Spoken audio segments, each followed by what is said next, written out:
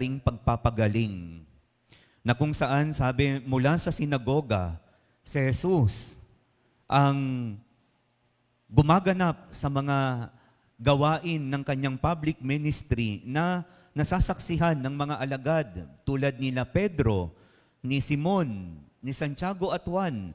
Nasaksihan nila yung kabutihan ng Diyos. Kaya dito sa ating ebanghelyo sabi, mula sa sinagoga, si Jesus ay nagtuloy, saan po? Saan siya nagtuloy? Sa bahay ni na Simon at Andres. At bakit kaya siya nagtuloy? Ipinagpapalagay ko na siya ay inanyayahan. At alam naman natin na kapag may imbitasyon, malaki yung posibilidad na pumunta yung tao. Pero kapag walang imbitasyon, mababa yung porsyento na may pumuntang tao. Kaya alam ninyo, kapag naglalabas tayo lagi ng imbitasyon, gusto natin makarating yung binigyan natin. Lalo tigit kung ikaw yung gumawa ng imbitasyon, ikaw yung naglagay ng pangalan, umaasa ka. Kaya nga merong RSVP. Umaasa ka na darating siya dahil mayroon confirmation na mangyayari. At kapag hindi dumating yung iyong inanyayahan, malulungkot ka, di ba? Malulungkot ka. Yun ang pakiramdam. Pero ano yung mararamdaman mo kapag may dumating na hindi mo naman inanyayahan? Hindi ka malulungkot, kundi ikaw ay... Hindi ko alam kung ano yung maramdaman, ha? Mga kapatid, ang ating Panginoong Hesukristo, nagtuloy sa tahanan ni na Simon at Andres. At sinabi dito, kasama pa yung dalawang tinawag na alagad din na naging apostol, sina Santiago at Juan, ang magkapatid. At dito sa bahay, narinig natin na nararatay daw po ang biyenan ni Simon Pedro dahil sa matinding lagnat. Nararatay. At sana dito yung palagi, maalis sana yung kultura po na hindi ko alam kung saan nagmula. Bakit may hindi magandang pagtitinginan ang biyenan at ang manugang? Pag sinabi bang manugang, ano po yun? Anak, asawa, kahit lalaki o babae ba to, tama? Bakit hindi kaya maganda yung relasyon nila sa isa't isa? O kinukondusyan tayo ng kulturang ito na dapat ang manugang ay hindi maganda ang tingin o pagtitinginan ng biyenan. Sana mabura po ito. Na dapat ang mga manugang at ang mga biyenan ay merong magandang pagtitinginan o relasyon. At dito binibigyan tayo ng magandang pagtitinginan o relasyon ng biyenan at manugang. Dahil sinabi po dito na si Jesus ay nasa tahanan ni na Simon at Andres. At dito po narinig natin na sabi, at agad nitong sinabi kay Jesus. At kung babasahin din natin at pag-aaralan, maaari na merong vested interest po ang magkapatid. Dahil nakita nila at nasaksihan nila yung pagpapagaling ng ating Panginoong Hesukristo sa maraming mga may sakit, yung himala na kanyang ginagawa, na kagaya ng tinutukoy dito sa ating ebanghelyo, yung pangalawang bahagi, na nagpagaling siya ng mga taong may sakit anuman ang karamdaman nito. At ito yung pinangahawakan ni na Simon Pedro at Andres na pagagalingin. Kaya siya ay dadalhin sa kanilang tahanan, sa kanilang bahay. Papagalingin ng Panginoon ito. Kaya nga nang nadudoon pa lang sa tahanan, sabi po dito, nararatay noon ang biyenan ni Simon Pedro dahil sa matinding lagnat. At ito'y agad nilang sinabi kay Jesus. Ibig sabihin, inanyayahan para si Jesus ay makapunta sa kanilang tahanan, pero meron palang may sakit. Imposible na hindi nila alam na may sakit. At kapag merong may sakit po, talagang malaki ang posibilidad na ang tahanan ay magulo. Shabby po. Pero sana po ay anyayahan natin ang Panginoon, gaano man tayo kahirap. Anyayahan natin ang Panginoon na maging bahagi ng ating tahanan. At dito mangyayari na ang Diyos na magiging kapisan sa tahanan ay magiging isang pagpapala, isang blessing. Kaya dito narinig natin, gumawa sila ng appeal. Hindi man direkta, indirectly man, pero alam ni Jesus ang nilalaman ng kanilang puso't isipan. At batid ni Jesus na hindi man ito appeal, hindi man ito demand, kundi sa kanilang pagsasabi kay Jesus, appeal to heal. Humihingi sila na pagalingin ang biyenan na babae ni Simon Pedro. Alam ni Jesus to. Kahapon po, nag-sign language class kami. Dumalo po ako kasi gusto kong matuto. Gusto ko pang matuto. At marami pa tayong matututunan sa buhay natin kapag ginusto natin. Pero alam ninyo, pinagninilayan ko mula kahapon, kagabi, sabi ko, hindi naman kailangan maging mahal para maging masaya ka eh. Yung kailangan umalis ka pa para maging masaya ka, yung para matuto ka, papunta ka pa sa eskwelahan, bagamat meron ng pupunta para magturo. Basta kahapon, masaya-masaya lang ako. Kasi bakit ako masaya? Pwede ko nang pasukin ang mga mundo ng hindi mga nakakapagsalita at hindi nakakarinig. At tinuturuan kami ng aming guro kahapon na kung paanong mag-sign language para maintindihan din namin at sa sining ng pakikipagtalastasan, ang mundo ng mga taong ito ay amin ding maintindihan. Kaya kagabi, habang nagkikwento po ako, sabi, marami ba dyan sa inyong mga pipi at bingi? Sabi ko, wala naman po akong nakikita at naririnig. Pero ang alam ko lang po, merong mga nagbibingi-bingihan. Tsaka merong mga nagpipipipipihan. Yung dapat makinig para matuto at makapagsalita para ibulalas kung ano ang katotohanan, pero nagbibingi-bingihan at natututo. Sabi ko, pero hindi ko po alam yung talagang may disability dahil nakikita ko naman yung mga tao doon ay nagsasalita naman, nakikinig naman. Pero ang sabi sa akin ng kausap ko, marami yan. At alam mo, Father, di lang sila lumalabas kasi nahihiya. Pero kung mananawagan ka, dahil sabi ng teacher namin kahapon, sana daw maganda na meron talaga nakasama kami na nandoon. Para daw makita namin at maunawaan din namin yung kanilang mundo ng pamamaraan ng pakikipag-usap. At nakatutuwa po, na gulat din ang aming guro kahapon dahil hindi siya umaasa na ganun karami yung dadalo. Yung huling tingin ko, nagsisimula na, nasa 52. Malaki yun sa isang klase. Kaya medyo nahihirapan din ang guro namin kahapon. At talaga naman daw na mahiyain siya, hindi raw siya lumalabas. Pero nang kinausap ko raw siya, parang napag-isip-isip niya na dapat bang mahiya o dapat talagang ibahagi ang kanyang kaalaman. At na-realize niya, sabi, dahil sa Manila siya nagtuturo, sabi niya, sa sarili kong bayan, barangay. Nagtuturo ako sa Maynila, pero hindi ako makapagturo dito.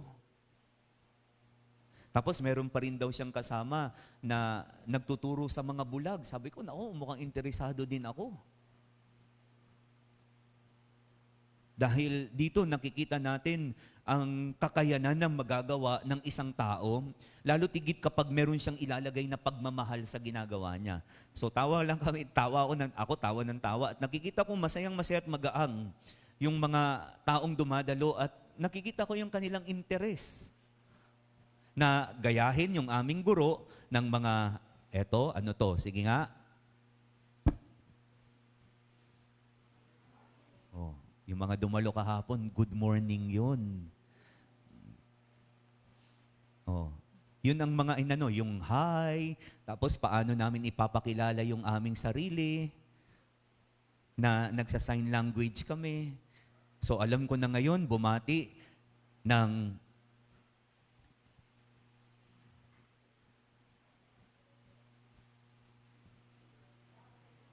good afternoon yun.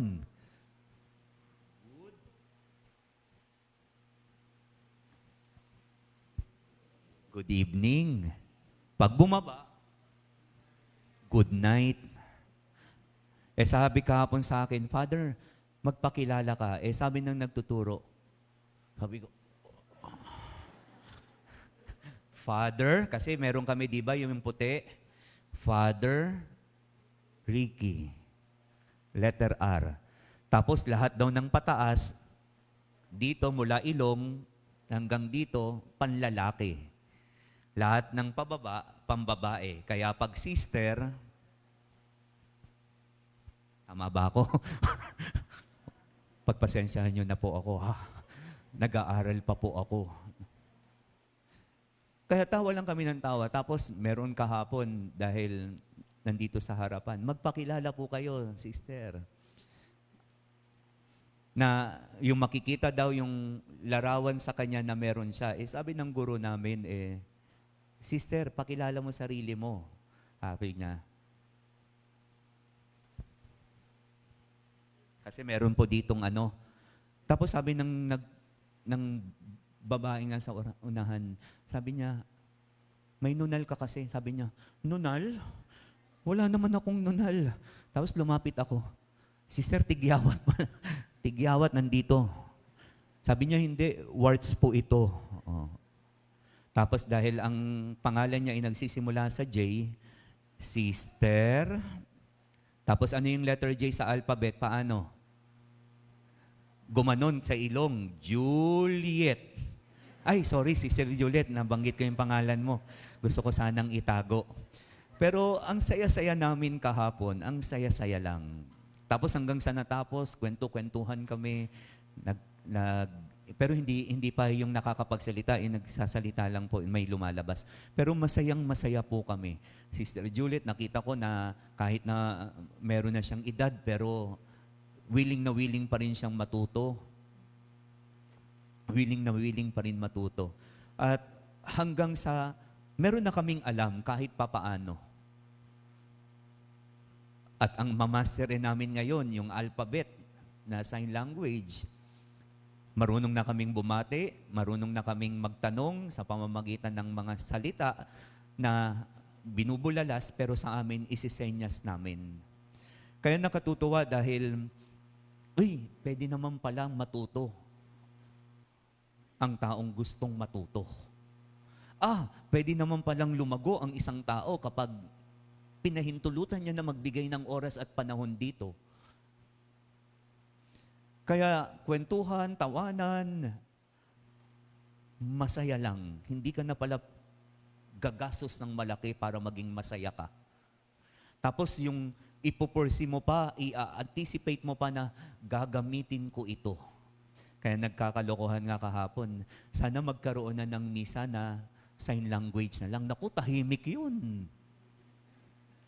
Pero mahirap yun. Pero masaya at yung teacher na mahiyain at hindi lumalabas, ay naging at ease na rin. Kaya babalik kami uli sa Sabado para yung mga natutunan namin, sabi ko sa mga kasama ko, practice po, practice tayo. Yung natutunan natin, i-practice natin. Ngayon, pag pumupunta ako sa CR, binabati ko yung sarili ko. Binabati ko yung sarili ko. Tapos habang nakaupo rin ako at nagbabasa, nagsesenyas-senyas na din ako para masigit na humusay, si Jesus din po ganun.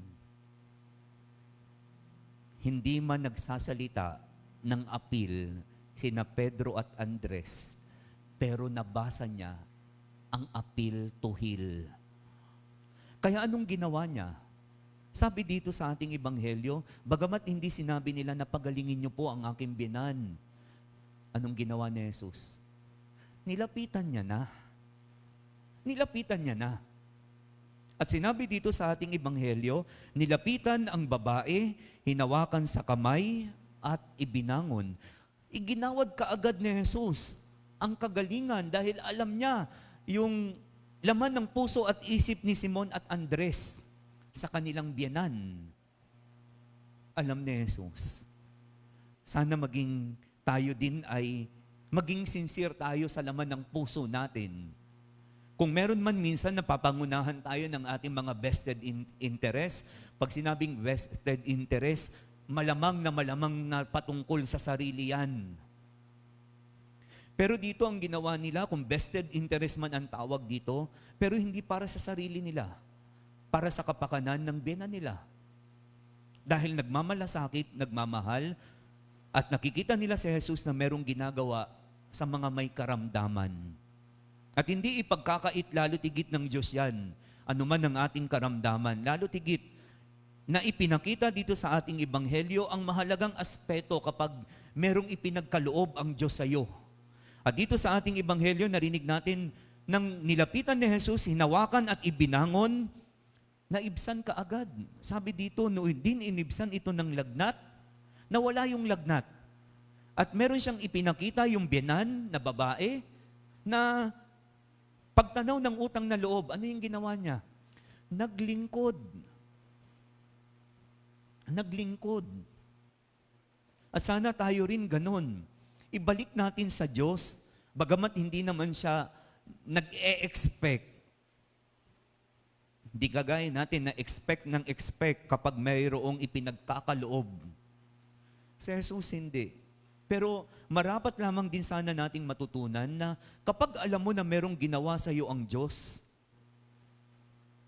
ibalik mo ito. Tulad ng babae na pinagaling, sinabi at siya'y naglingkod sa kanila. At yan po yung magandang matutunan, na makita natin ang presensya ng Diyos na lumalapit sa atin, kagaya ng sinabi dito, makita natin yung presensya ng Diyos na pinapagaling tayo, sinasamahan tayo, dinadamayan tayo. Kaya marapat na ibalik natin ito kahit na sa anyong pamamaraan na maipakita natin na nagpapasalamat tayo sa Diyos. Kaya po sabi sa first reading sa aklat ni Job, na siya mismo yung nakaranas, sabi niya, ang buhay ay puno ng hirap, tigib ng pasakit, at lungkot ang dinaranas.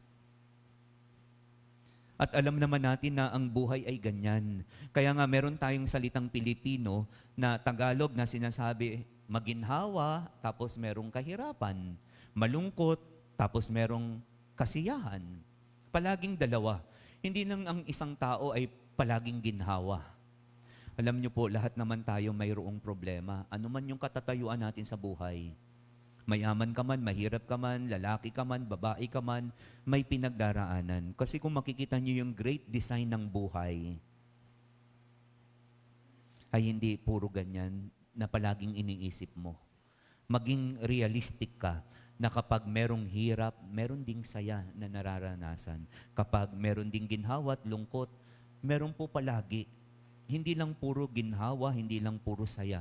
Talagang darating sa buhay mo na may ikakalungkot ka, meron kang mararamdaman na hirap, pero hindi nangangahulugan na palagi na lang ganyan. Nasa tao yun kung pipiliin niya na maging mahirap. Nasa tao yun kung pipiliin niyang maging malungkot. Nasa tao yun kung pipiliin niya na merong Diyos na umiiral sa buhay niya. Kaya kilalanin natin ang Diyos. At ano ang gagawin mo? Kagaya po ng sinasabi dito ng mga scholars na si Jesus, meron pong ginawa bago gawin ito. At ito po yung magandang matutunan natin kay Jesus, na meron siyang ginagawa bago niya gawin ang mga bagay na gagawin niya. Hindi man sinambit dito sa unang bahagi ng ating ebanghelyo, Ngunit sasabihin ko, silent prayer. Dahil si Jesus ay madasalin, sa lahat ng kanyang mga gagawin, nagdarasal siya. Di ba nang nahihirapan siya sa Getsemani, anong ginawa niya? Nagdasal siya. Nang nakapako siya sa krus, nahihirapan siya, nagdasal siya. Nang bumubuhat siya ng krus, nagdasal siya. Nang pipili siya ng mga alagad na magiging apostol, nagdasal siya. Bagamat hindi sinabi na nagdasal siya dito. Silent prayer.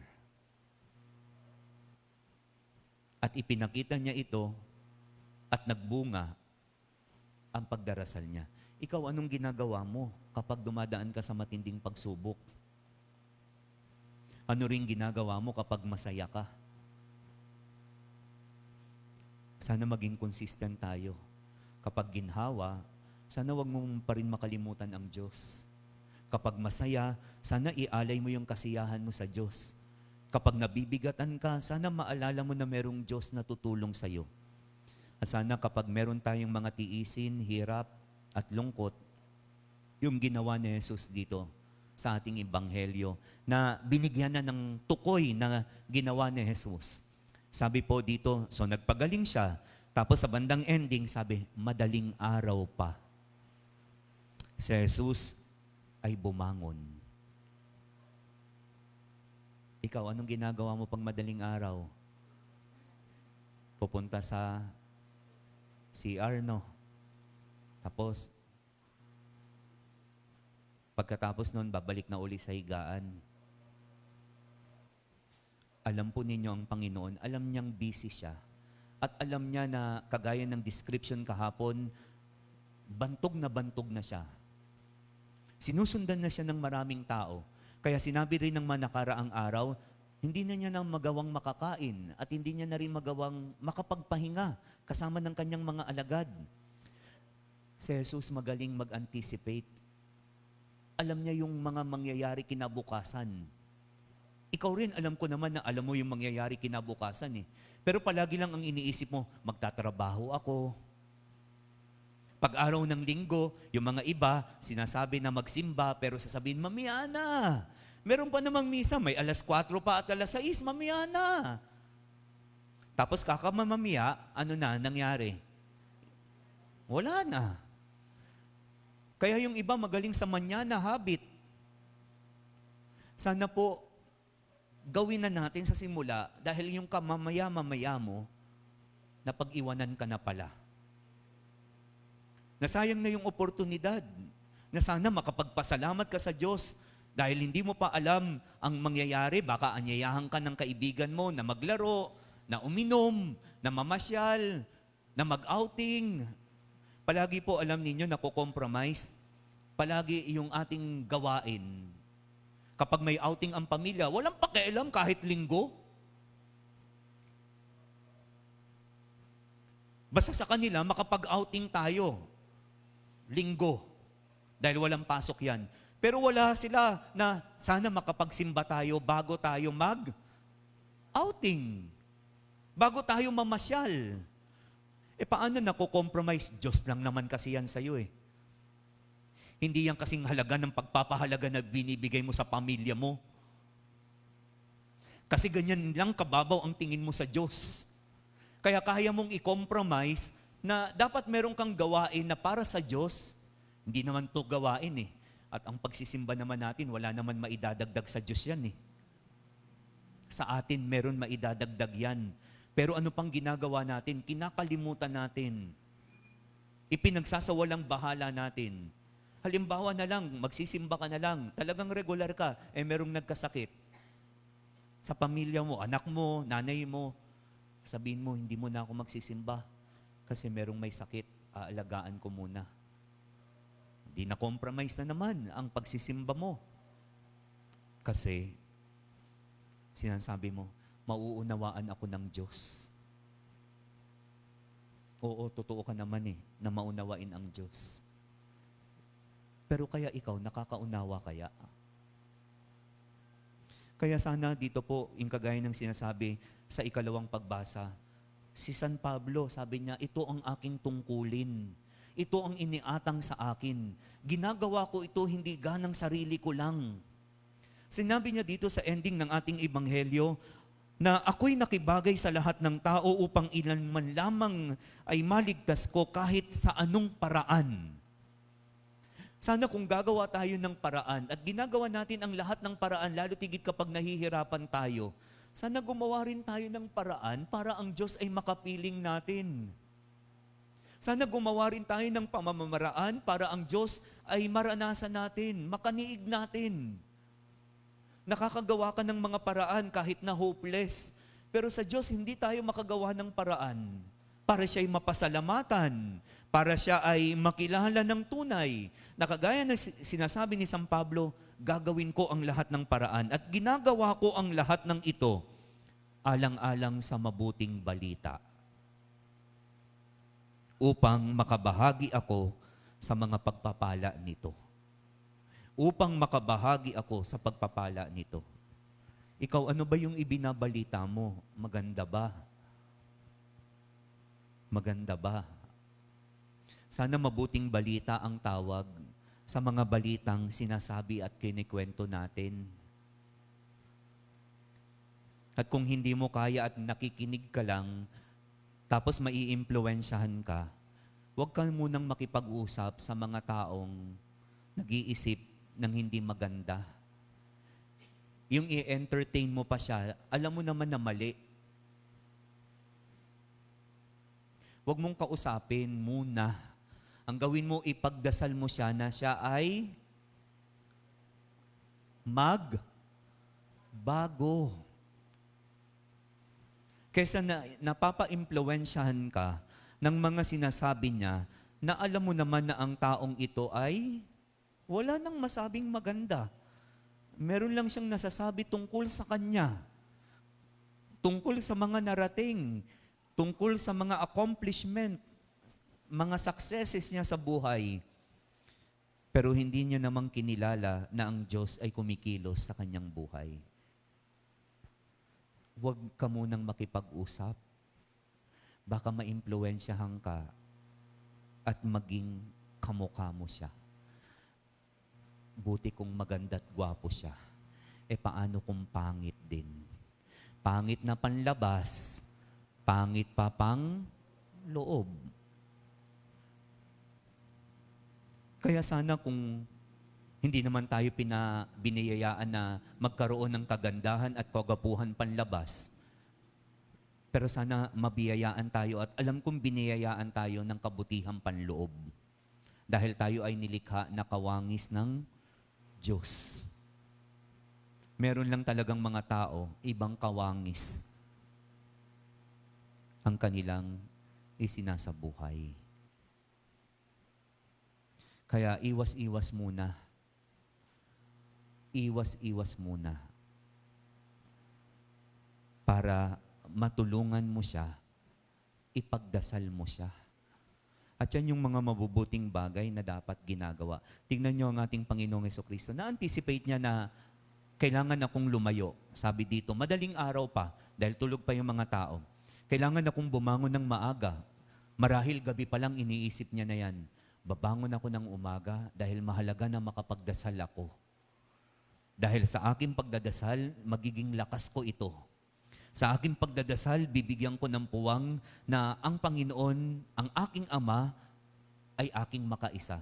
Tingnan niyo po, lumayo pa siya. Sabi dito, at nagtungo sa isang ilang na puok. Deserted. At ang deserted place na yan ay place of solitude. Yung walang makakaabala sa iyo, ikaw muna at ang Diyos. At mahalaga sa aspeto ng pagdarasal, ikaw at ang Diyos.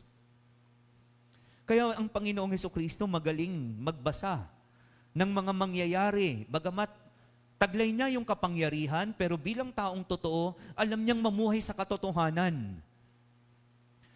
Naaabalahin ako ng mga taong ito dahil kailangan nila ako.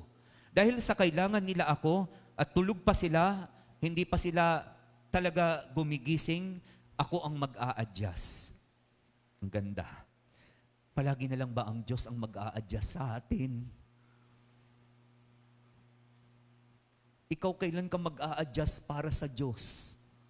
Kaya gumising siya ng umagang-umaga para manalangin. Pumunta siya sa isang ilang na puok, deserted place, a place of solitude, para hindi siya madistract dahil mahalaga sa kanya ang mga oras na ilalaan niya para sa Diyos. Sana kayo din kapag nagsisimba, alisin ninyo ang mga distractions. Alisin po ninyo. At tulad ni Jesus, sana pahalagahan natin ang ugnayan. Kaya niyang basahin at kaya niyang mag-adjust. At alam po ninyo kung bakit minarapat ni Jesus na pagalingin din agad-agad ang biyenan ni Simon Pedro? Dahil ang mga sumusunod sa Panginoong Hesukristo, ayaw niya na ang pagsunod nila ay ma-out of focus. Alam ng Diyos, tayong mga tao, ang kahinaan natin ay ang mga mahal natin sa buhay. Kung kaya't minarapat ng Diyos na pagalingin agad-agad ang biyenan na ito dahil meron silang gagawin sa pagsunod sa Diyos. Hindi ba? Ang mga alalahanin, ang mga pangamba ay magdadala sa atin para hindi makapag-focus sa Diyos. At etong mga alagad na ito na sumusunod sa Kanya, nasasaksihan yung mga ginagawa, alam niya na magiging balakid ito. So alam na natin na nagbibigay na kaagad ng solusyon ang Diyos sa bawat problema natin. Basta sumunod ka lang sa Kanya. Siya na yung bahala. And God will do the rest. Kaya ang kabutihan ng Diyos nag-uumapaw po. Alam niya ang makabubuti sa atin. Magtiwala ka. At kapag dumating ka sa matinding pagsubok, sana makuha natin ang ginagawa ni Jesus. Nagdarasal. Nag-a-adjust sa tawag ng panahon. Bumangon ng maaga at pumunta sa ilang na puok para ang Diyos ay kanyang makausap at makaniig sa kanyang buhay na ito. At ang taong tunay na nakararanas sa Diyos, palagi kong uulit-ulitin ito. Nagbabago at nagbubunga ang kanyang ginagawa tulad ni San Pablo. Ginagawa ko ang lahat ng iniatang sa akin. At ito'y ginagawa ko alang-alang sa mabuting balita upang maging kabahagi ako ng mga pagpapala. At sana ikaw na nakaririnig ay maging kabahagi ng pagpapalang ito sa kapwa. Amen.